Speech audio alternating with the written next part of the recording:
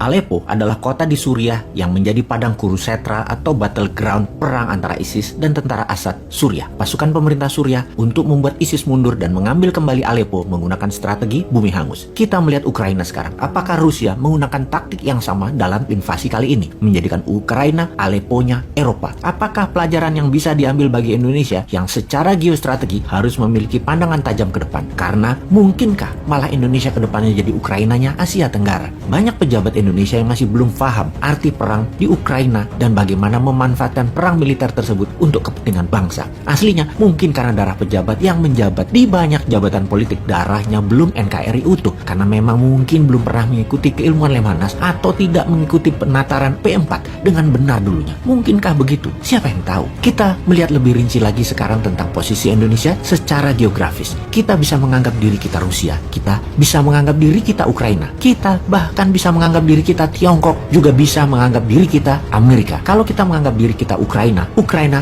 merasa secara negara sejarah mereka lebih tua daripada Moskow, di mana Kiev berdiri dan besar di abad 14-15 awalnya. Waktu itu Moskow belum ada. Peradaban dan sejarah Ukraina lebih melihat diri mereka ke arah barat yang lebih dewasa, lebih matang ketimbang ke arah Rusia yang lebih muda. Karena itu dalam pemerintahan Zelensky menengok ke barat, ke arah NATO, merasa lebih pas daripada menengok ke timur ke arah Rusia. Apalagi Zelensky berdarah minoritas sebagai warga Ukraina. Di sisi Rusia, investasi Rusia, perusahaan-perusahaan besar oligark Rusia masuk sejak 20 tahun terakhir untuk membangun usaha di sana dan membuat ketergantungan Ukraina terhadap Rusia membesar. Jalur gas Rusia ke Eropa Barat 70% melalui tanah Ukraina, 80% perusahaan oil and gas Ukraina bermitra dengan Rusia. Industri pertahanan Ukraina adalah kerjasama dengan Rusia. Semua ini Rusia pasang adalah untuk Ukraina selalu menjadi buffer country, benteng terdepan Rusia terhadap ekspansi NATO. NATO itu ibarat tentara Belandanya VOC. VOC dagang dengan perlindungan dan kekejaman militer tentara Belanda ke daerah koloni. Dimajukan tentaranya dulu, baru dicaplok ekonominya. Itulah strategi NATO, sama dengan VOC. Buktinya Eropa Timur ex-Soviet sudah 12 negara dicaplok NATO. Dalam 15 tahun terakhir hanya tersisa 2 negara, yaitu Belarusia dan Ukraina untuk Rusia bisa pegang. Belarusia sudah aman di genggaman Rusia. Ukraina di zaman Yanukovych aman, namun sejak 2014 mulai gerah Rusia terhadap Ukraina. Puncaknya Presiden Zelensky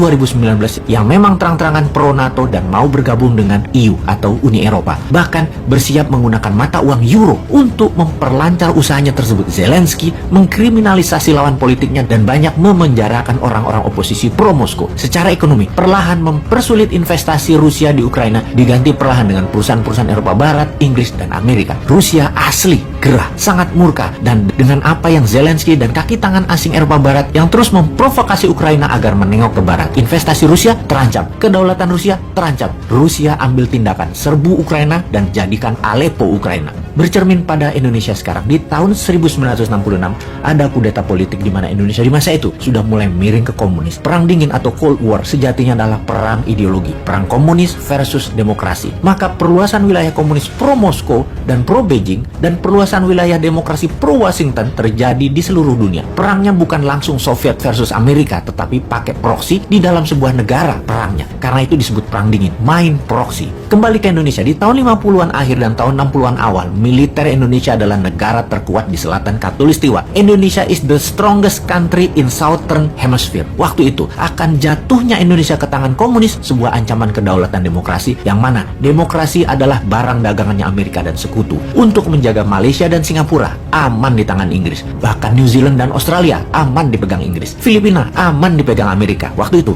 Indonesia, Amerika tidak pegang, Inggris nggak bisa pegang. Sementara PKI sudah merasuk di sekitar istana, di sekeliling presiden seumur hidup Pak Karno. PKI sejak tahun 50-an menguasai aset-aset nasionalisasi perusahaan milik Belanda sebagai cikal bakal BUMN di Indonesia. Finansial organisasi komunis ini cukup makmur sehingga berani meminta izin ke Bung Karno untuk membangun angkatan kelima, alias petani diminta boleh pegang senjata. Maka di dalam negeri Indonesia waktu itu terjadi pergumulan hebat antara partai berbasis agama dan gerakan massa berbasis agama dengan gerakan ideologi komunis yang dekat dengan lingkar istana. Puncaknya PKI bergerak mengkudeta, dan inilah masa yang ditunggu Amerika tentunya. Gunakan kekuatan angkatan darat menghantam PKI. Kita tak perlu lanjutkan, sisanya sejarah, di mana di bawah Pak Harto dan militer kendali dipegang selama 32 tahun. Indonesia menjadi di bawah kendali Amerika juga. Karena jarak yang jauh saja dari Amerika, maka Indonesia tidak diinvasi oleh Amerika. Kalau Indonesia itu kayak Meksiko aja, wis jadi Ukraina Indonesia di tahun 1966 itu. Jadi karena jauh jaraknya dari homeland Amerika, Amerika pakai rezim, pakai pemerintahan bentukan, tidak pakai invasi militer, tetapi pakai pemerintah bentukan yang harus nurut dengan Amerika.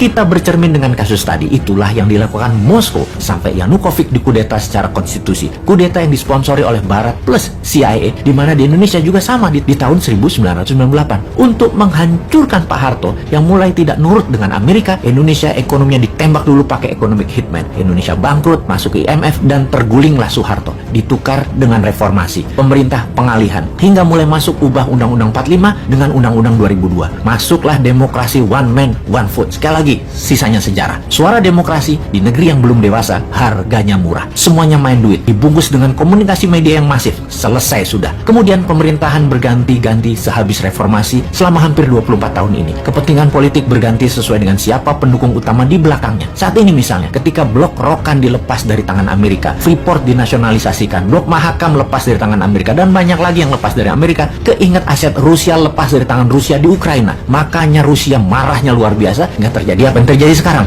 Untungnya Indonesia sekali lagi jauh dari Amerika. Kalau dekat, sudah diinvasi. Jadi, kalau jauh bagaimana? Katanya akan dicarikan yang pro Amerika dan akan dibuat jadi pemimpin, namun harus geser dari Tiongkok ke Amerika. Apakah benar akan begitu nantinya Indonesia? Pertanyaannya sekali lagi, siapakah Zelensky-nya Indonesia nanti? Apakah diam Eropa Barat, baca Tiongkok ya, di Indonesia nantinya? Akankah selamanya Indonesia pejabatnya yang berkuasa harus pakai sponsor asing seperti yang sudah-sudah? Waduh, jangan sampai Indonesia jadi Ukraina deh. Kapankah Indonesia menjadi negara yang rakyatnya tidak bisa dibeli, juga pejabatnya tidak bisa dibeli?